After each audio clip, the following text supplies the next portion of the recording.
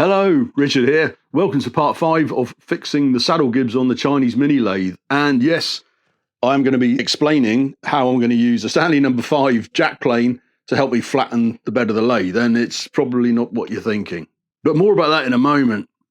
If you've been following along so far, you'll probably remember that where we got to was, let me move this out of the way.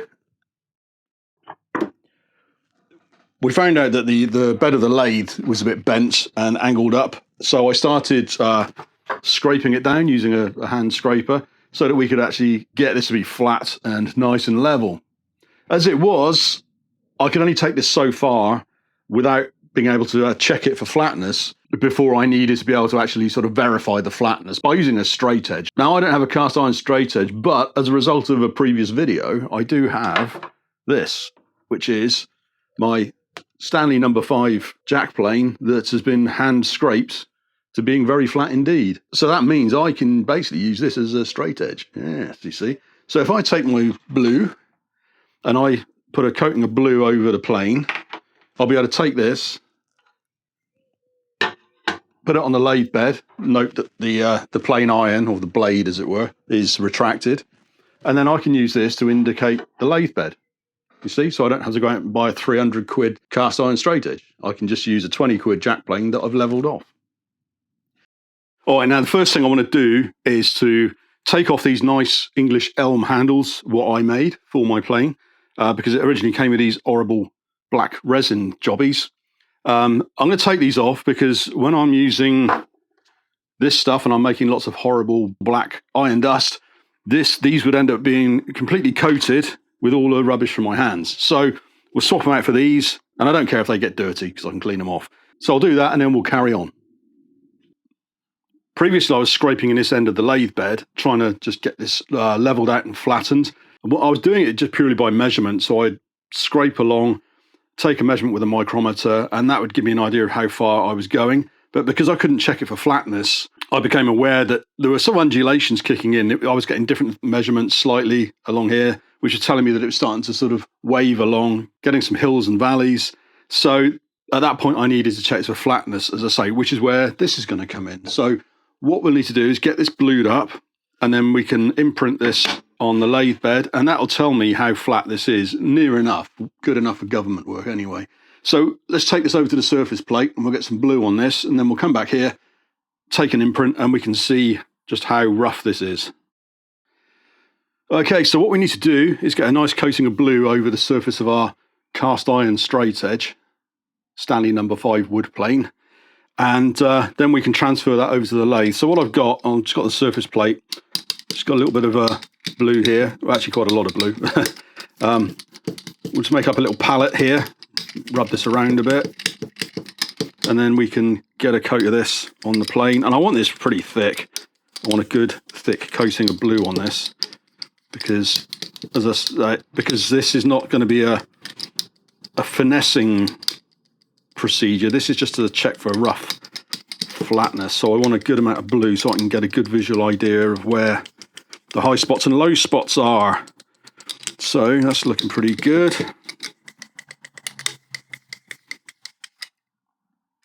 There you go, nice and blue. That's probably pretty good. Oops, just stick my fingers in it. Can't beat having nice blue fingers. It's inevitable doing this, I'm afraid. Can't do this if you're afraid of getting your hands dirty. Right, so let's go back over to the lathe and we'll take an imprint. What we'll do is put the plane down, blue side down on the lathe bed, and then we'll just move it around very gently. And hopefully this will transfer enough blue that we can see, and I can show you on the camera more importantly, and we can see where we are in terms of flatness. We see how well we did or didn't do. All right. That's looking nice. So looking at the blue then, you can see at this end, it's nice and uniform. There's no patches, and that's where it was ground. So I guess you'd expect that would be nice and uniform. And then here, there's a bit of a low point here where there's no blue. Little low point through the center here. It's not too bad. The contact's along here. We do have contact all the way along. And here you can see we've got a bit of a low spot developing around here. And also it's a little bit patchy here, but that's not too bad. So what we need to do now is basically go back over and scrape off the high spots. And this gives me more of an idea of where the low spots are. So I want to avoid scraping here, only scrape the high spots. And I'm not going to literally knock the spots of blue off. You know, that just gives me an area. So I'll probably hit this area here a bit. And this area, I'll leave that. Maybe that'll have a light go, a little bit heavier up here maybe. So we'll do that, get back to scraping, and then it's a case really of rinse and repeat. Keep scraping it, checking it, and then when we've got it flat, we can start taking measurements again and see whether we've actually got rid of the taper on it. It would be nice, obviously, to have a 3-foot straight edge where you can do the whole thing in one go. You know, this isn't, as I said, this isn't the right way to do it. This is just a way to do it if you haven't got the funds to spend on a full-size straight edge. But ideally, a 3-foot straight edge, you'd be able to actually indicate the whole thing in one go then. The risk here is in just checking this end, that this might be flat and then that might be flat, and you end up with a bend. But there's other ways we can check that. So anyway, let's get back to scraping, and then we'll see if we can get this thing brought into line. All right, well, I've got my trusty scraper and put a bit of blue masking tape, or 2 layers of blue masking tape over the ways here, just in case I ding against them. And let's get scraping.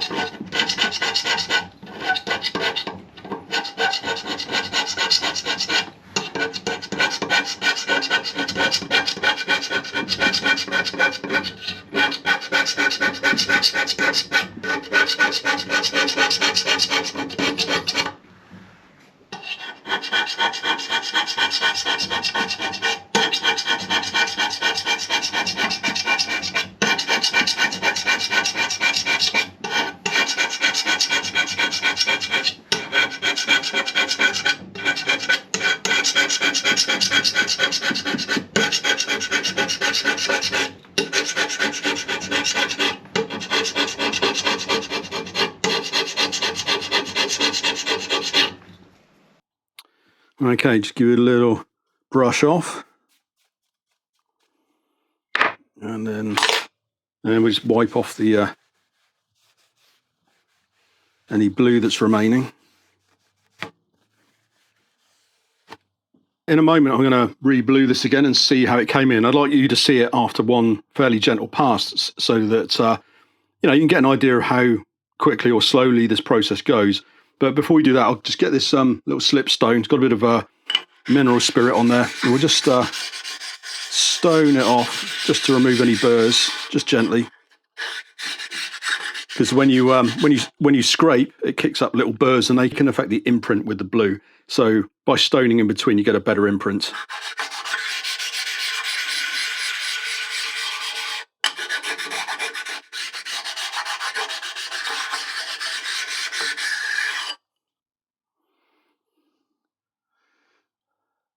I've charged the plane up with blue again, quite a thick coating because I want this to come across well on the camera as well. So we'll give that a go. Float that on the surface, just gently move it around a little bit. Okay, looking at it again, not a huge amount has changed really. We haven't taken that much metal off, but I was doing it fairly gently anyway. So again, you can see we've got a sort of hollow sort of down the center here. We've got contact all the way along here and there, so it's fairly flat. There's a little hollow in here, so that's gone a little low. And on this side, again, it's fairly flat. There's a little hollow there, fairly level here, and a hollow again at the end. So this end has come down quite a lot further. So what I'll do, I'm just going to keep repeating this now. I won't show you the whole process because it will get a bit tedious if I do. So I'm just going to keep repeating what I just did until I've got a nice even blue pattern, and then we can take some measurements with a micrometer and see how close we're getting to an even thickness all the way along the ways. All right, I'll bring you back in a short while. Okay, I thought I'd bring you back in and show you where we are. This has been probably a couple of hours now of scraping backwards and forwards, basically just getting the thing flat. And I've done an imprint and there's a fair old bit of blue on there, so hopefully you can see that quite well on the camera. And I've had to sort of do this in two sections because the straight edge isn't long enough to do the whole bed. So it's not ideal, you know, it's not going to be perfectly flat, but this is going to get me flat enough. So as you can see here, this is where at this end where we've got a ground finish, it's just sort of even blue. Now I've started scraping up here just to sort of improve the surface finish, I suppose, for a bit of oil retention. So you can see it's a little more patchy there. It's a little bit thicker here. But we've got coverage pretty much all the way along. If you look all the way down here, we've got spots of blue all over. It's a little bit thin along this edge. That edge is maybe slightly rounded over. But I'm not too worried with that really, because when you look at the bottom of the saddle, the way here that's going to be resting on this surface is about 1/2 inch thick or 12 millimeters wide. So there's plenty of bearing contact on that edge. So if I lose a little bit off here, I don't mind too much. So that's kind of near enough. Now, if you look on this side, you can see there's no coverage here. This is low, and there's a low spot here, and then there's another low spot down here. But bear in mind that this whole surface here isn't used. It's not, nothing rests on it. The tailstock doesn't rest on it. The tailstock rests on a V groove and on the far end there. So this area here, this back surface here, is just for show, really. I mean, the main reason I've flattened it is because I can. You know, I wouldn't really want to just level this bit and then not do this as well. So it makes sense to keep it all kind of on a level. So what I'll probably do is I'll refine this finish a little bit more, just to sort of break up some of the high spots a little bit. I'm happy that it's flat enough, which is the main objective. So what I'll do, I'm just going to tidy it up a little bit, and then we'll refit the saddle and see where we are, see if we've got any more movement on the saddle. We'll go from there. I've put a little bit of oil on the ways and got the saddle on, nipped the bolts up on the gibs. So there's no play in the saddle now. I can't feel any kind of movement, and it's moving really freely here. And it moves up to the chuck almost. It binds up a little bit there, but I'm not too worried. If I get it that close to the chuck, then I've got bigger problems than that. You don't need to get that close, really. Unless I was using maybe a face plate or something, but even then, that's plenty close enough. Now, moving it the other way, it was, if you remember before, it was binding quite early on. Now, it moves further than it did. So now I can get it almost to the end. It's moving further than it was. Now, again, I could live with it like this and just say, okay, that'll do. That's better than it was. I've got more range of movement. But if you look at the tailstock is quite skinny that way. And the tailstock only takes up kind of up to there on the bed. So that means I've got this much wasted space. So we need to do a little bit more It's one of those never-ending jobs, this one. But I'm now happy that the top way, that this way here, I'm now happy that this is now nice and flat. There's no kind of upward curve, and we took quite a bit of meat off this end, but that's indicating in nice and flat. So what that tells me is there's probably a slight little bow on the underneath way here. There's another way underneath where the gibs run along. So what we'll do, I'll probably take the bottom off so we can get better access to it. We'll flip it over, take a few measurements to see how we're doing with our taper, and then decide whether we need to actually sort of do any work on the actual underneath. See if we can get the full range of movement while we're at it. So I'll take the saddle off, flip it over, and we'll take another look. Okay, we've got the lathe back on its side, and I've been along this part of the ways here with a micrometer and measured the various distances like we did before. And here you can see the original dimensions that we had the first time we went through it. So we were 8.44 millimeters all the way up to here. Then we had 8.45, 8.46. The original dimensions are the ones on the casing. 8.50, 8.53, 8.54, 8.56, and then 8.57. So we scraped this down, and we then got it all nice and level as best as we can tell. After doing all that, you can see the saddle made it much further up the bed, up to about here. And if you look at these new numbers, these are the numbers I've just measured, the decimal part anyway. So we've got 8.44, 0.44, which is good, same as these. At this point, we've got 8.45, so we're only 1/100th of a millimeter out at this stage. And then we've got 8.47, 0.48, 0.49, and then this is back to 0.46. So it tapers off here. I probably just gouged a bit on the end maybe when I was scraping, because that was 8.57 originally. So as you can see, we're pretty close now. The ways are parallel all the way up to here, and then we just get a slight, fairly uniform taper all the way up to this point. I know now that the top is flat. It wasn't before. We could put a straight edge on, and I know someone on a previous video commented you can't use a ruler as a straight edge. This is a straight edge. It's a Rabone Chesterman number 48 BR, 48 inches. And this is a straight edge, not a cast iron straight edge, obviously, but it's one in which you can use to, you can tell whether something's within a thou over the entire length. So not a ruler, it's a straight edge, but a different type of straight edge to what you might expect. Anyway, so I know that this is now flat. If these measurements are out, it means that the underneath is not flat anymore. So there's a slight taper on this as well. So it looks like this was tapered in sort of both directions. It sort of flared out, if I exaggerate greatly. Now the saddle, I want the saddle to move a bit further. So what I'm probably going to do is take the base off the lathe so I can flip it fully upside down, and I can get my straight edge. When I say straight edge, I mean this. I can get my poor man's straight edge, and I can then verify this as well, see if that looks like it is actually bent, and see about maybe scraping a little bit off the back here. It's not much, we're only talking, 4/100ths of a millimeter to come off. And I'm not worried about this very far end. I don't need the saddle to get right up to where the tailstock would sit, other than it would be easier to take it on and off, but that doesn't really matter. So as long as I can sort of get this bit in by, we're talking 4/100ths of a millimeter to get this down. So we can probably shave a little bit off this, and should be good to go. So I'm going to take the base off, flip it upside down, have a look, and then I'll bring you back in again. Here we are with the lathe flipped upside down and the base plate taken off, so that we can see the underside of the ways here. And I've blued up my straight edge and run it across the way here.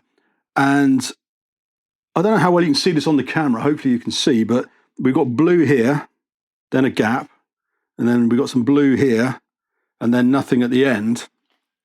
So that would tie in with what we're seeing here, that at this point here is a low spot relative to this piece, and that it climbs up to here. So what I'm probably going to do is, now I've got it upside down, is just to scrape along here, and I'll probably just step scrape this along, not too heavily, just to see if we can lower this down. Now, I don't need to take anything off here because that's already quite low. or I take a minimal amount off. But really I just want to sort of take a bit off here and then here and so on as they step scraping along. Just see if we can thin this down a little bit and hopefully relieve the binding at this end. So I'll give that a little bit of a scrape and then we can measure it with a micrometer and see how we're doing.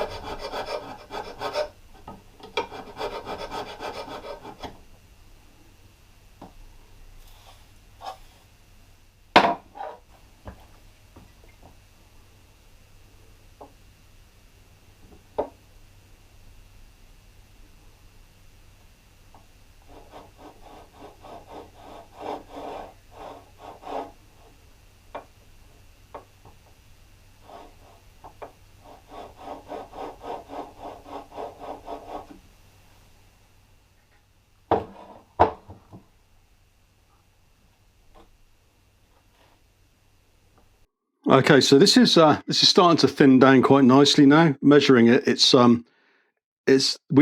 aiming for 8.44, and measuring along here, we're between 8.45 and 8.46 now. So we're within sort of 2/100ths of a millimeter, which is just under a thou of difference. So I've just blued it up with the straight edge. You can see we've got some low spots and high spots. So we'll knock off the high spots, blue it again, because again, we want to make sure we're not putting in undulations. It's a bit hard to get at. Ideally, I don't want to be scraping backwards and forwards, but I haven't got room to go any other direction really. So just going to knock off the blue spots, just to sort of make sure we're maintaining some sort of flatness.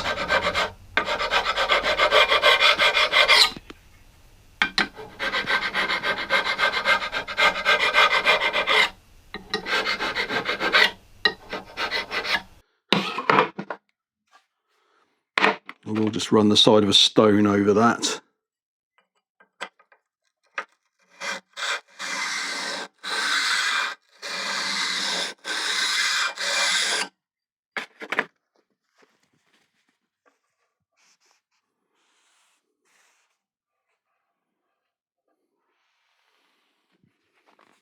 Just run our straight edge along it again.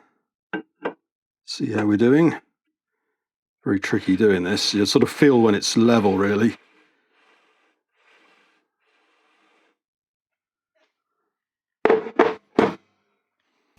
That's better, a lot more contact now. So again, I'm just going to go along one more time and knock off the blue,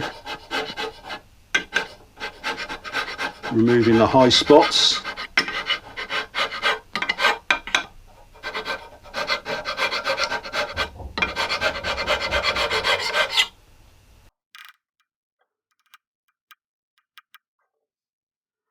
And I've got 8.47, so that's got bigger.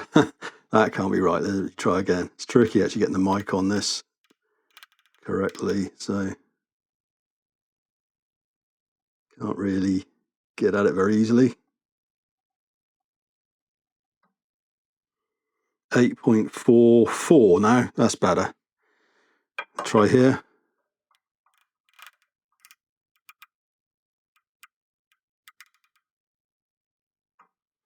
And we've got 8.44 there. And here, 8.45 maybe, maybe a tiny bit out.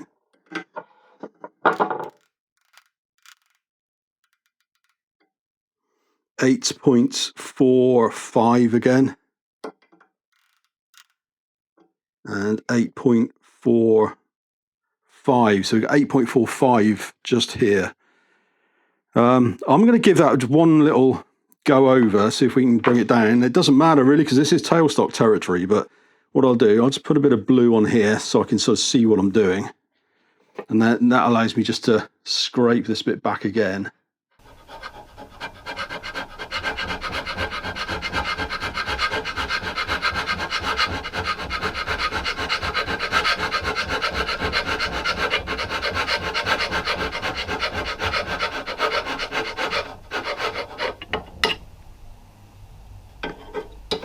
Camera's in the way. We'll work backwards, that's all right. I can work back to front. All right. Let's just measure that before we do anything else. See what that took off. 8.4, 8.45 still. 8.45, so that didn't hardly took anything off there. 8.45 again. All right, take a little bit more. It does say it doesn't really matter, but it's personal now.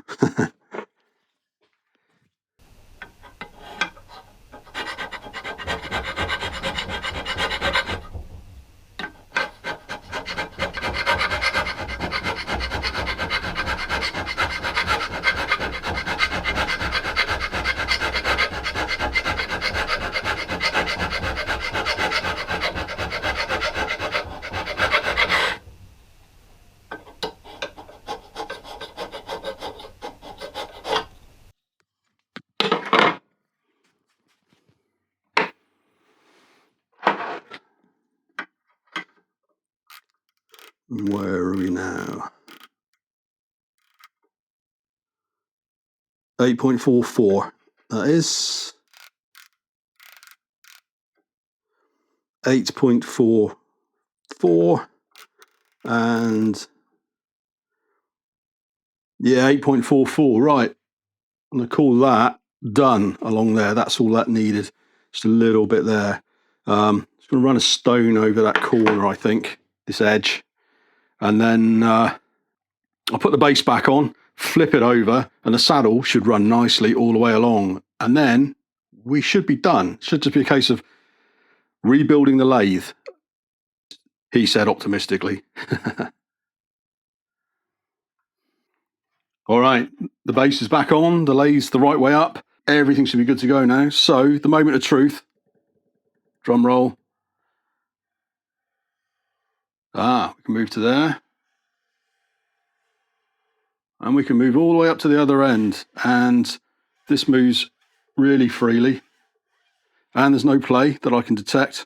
I could tighten it maybe a fraction more on the studs, but I can't feel any play in that. And I am absolutely chuffed with that. That is really nice. Just that last little bit taken off the underside has straightened it out. Got it running freely. And we have a happy lathe saddle. That, I would say, is the completing of the fixing of the lathe saddle gibs. Only took 5 episodes. And I don't know how many hours. But yeah, there we go. So next, put the lathe back together and see if it's fixed the original problem. So let's do that. And as if by magic, the lathe is all back together again. Yes, it's all finished. It's all done. It's all ready to do a bit of testing on. I say as if by magic because, as you can imagine, it didn't just all sail together simply. Being the mini lathe that it is, yeah, there were a few snags along the way. Let me bring you in a bit closer and I'll tell you some of the problems I had in assembling it. Now, I did all this off camera just because I wanted to get to a speedy conclusion. Speedy, he says, 5 episodes in. But I did take some photos along the way, so I'll kind of show you what I did in case you follow a similar route and end up with some of the problems I did. Right, let's have a look. All right, there were 2 snags I encountered in putting this all back together. The first one was because I've angled the saddle down. If you remember, we corrected a tilt in the saddle and I moved it backwards in this direction, like that. What that's done is that's lowered the apron, and lowering the apron by about 1 millimeter or 1.5 millimeters meant that the top half nut, when it's disengaged, was actually riding on the lead screw. So you could hear it when you traversed left and right. You could hear the half nut rattling along the lead screw. So that's not good. Also meant the manual feed handle had quite a lot of backlash. There's a little bit there now, but it's now improved. I'll show you how in a moment. And the other problem was that one of the studs I put in to hold the saddle gibs in here, that actually clashed with the pinion on the other end of the gears that this drives, and that got in the way. So what I did, if you have a look at the this shot from underneath the saddle and apron assembly, you can see here that I've actually relieved a part of the pinion. The pinion teeth were all the way along, and they only engage on the last kind of like 6 millimeters, a quarter of an inch. So it didn't need to have teeth all the way along. So I've relieved that somewhat. Here's a shot of it actually chucked up in the lathe. Now with this, I've cut maybe 10 millimeters or just under half an inch of relief. I actually went back and extended that. So I've actually cut probably about 3/4 of an inch of relief in the finished thing. So anyway, that works well. As you can see now, it clears the nut quite nicely. Now with the apron, that actually ended up lowering, as I just explained. So what I did with that, I got the apron, got it in the 4-jaw chuck, and I took about 1.5 millimeters off this surface here, and that basically raised the apron back up, and sort of that helped to lift the half nut off the lead screw. But it caused another problem, and what that problem was, this is a shot with the apron slightly lowered, and you can see this large gear at the top. Now, because the apron has been skimmed and it sits higher, this gear started actually interfering with the bottom of the saddle. So what I had to do with that, that's where the Dremel came in. And what I did, I just relieved a little bit of metal from underneath where that gear was touching. So I had to just relieve a little bit of metal from there to stop the large gear from interfering with that. So that was that fix. If you cast your mind back all the way to part 1 of this series, you might remember that originally I had some nylock nuts on these studs, and they'd come loose. They'd loosened off, and I couldn't quite work out why. And I had 1 or 2 of you actually commented on some of the previous videos about how nylock nuts aren't any good for this kind of thing. So yeah, it sounds reasonable to me. So what I decided to do was follow a bit of advice I've been given, and instead of using nylocks on the studs, I've actually gone with nuts with locking nuts behind them. So 2 nuts on the stud, tightened against each other. And we got the same thing here on the rear. Now, something else you can notice as well is how neat this looks now that we've got the shims in there and everything's been sort of fettled square and level. And you can see just how level the top of the gib strip is with the underneath of the ways. You can see the same on the front as well. The gibs are nice and flat and parallel, good contact with the rest of it, and it's not really going to go anywhere from here. So hopefully that's the fix we were aiming at from the start, and hopefully that's a good one. Okay, now back in part 1 when we took a few measurements, if you remember, we had about 0.12 millimeters of play on the saddles. That's just on the saddle gibs, not the entire thing. So I'll show you this side by side so you can sort of see the before and after. So this is where we are now. So I've got the gauge set up in a similar configuration. I'm just going to be touching the saddle. I'm not going to be touching any of the sort of top stuff on this. So if I press forwards, not much happens. If I press backwards, so now you can see we're from about 0.12 millimeters of play, and this is about 1/100th of a millimeter now, which is just under half a thou of movement on that, which I'm really, really happy with. So that's changed a massive amount.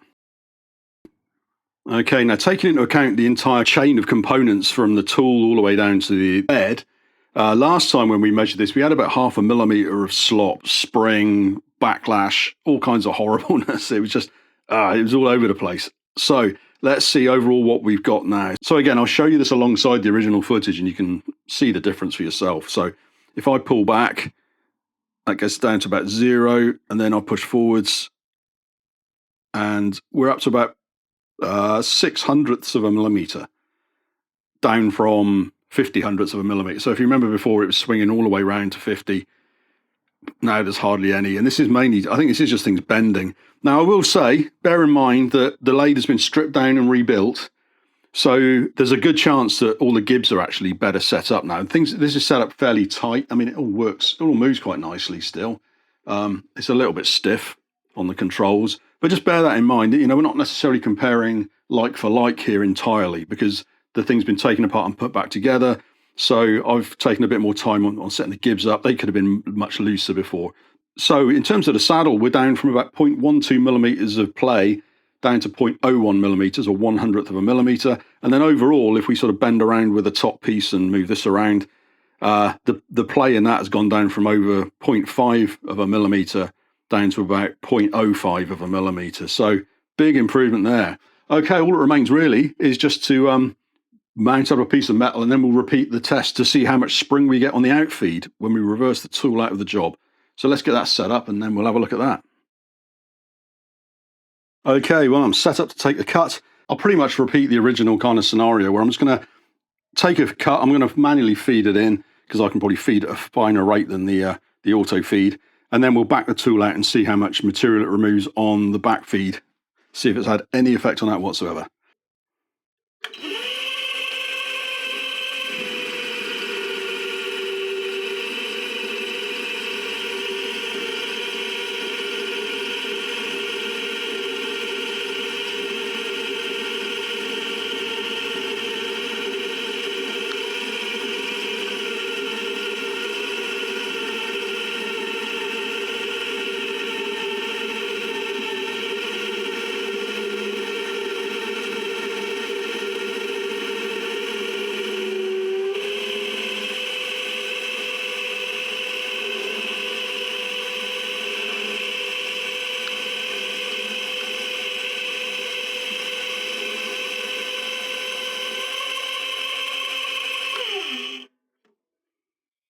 Okay, I mean, we're still getting a little bit of spring on the outfeed there. But overall, I think that was an improvement. I think there was less material removed on the way out and definitely a better, more uniform finish. What I was finding before was that you'd feed the tool in, and then you'd get little bits of chattering and you get little sort of strange harmonics, and you'd get little blemishes, and it would sort of dig in at certain parts of the cut and not others. This is a much more uniform finish, and I've got to say that's really a nice smooth finish. Very few undulations in there, not bad for hand fed. So I'd say that's a success. You can judge for yourself looking at the two videos, the before and after. But I'm happy with that, and I've got my lathe back.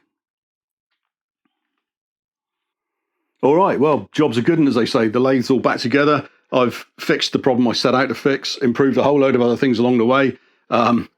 And although it was a lot more work than I at first anticipated, it was good fun. It was interesting to do. I've learned a lot of things. I've developed more new skills.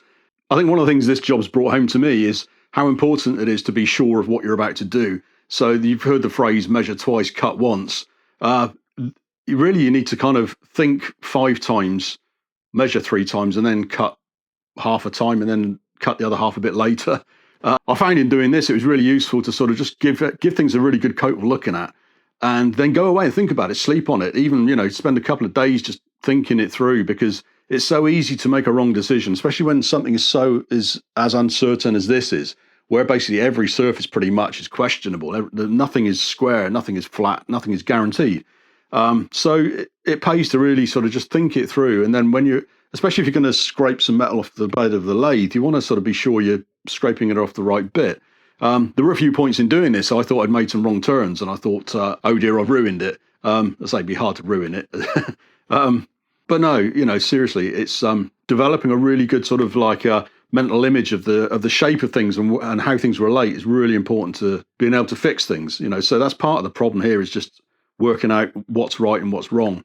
Now, I've made a few U-turns along the way as well. There's been a few things I've sort of shared with you that I'm planning on doing, and then I've changed my mind, or something else has come up. That's fine too when you're working on something. You don't feel you've got to come up with a plan and stick to it religiously.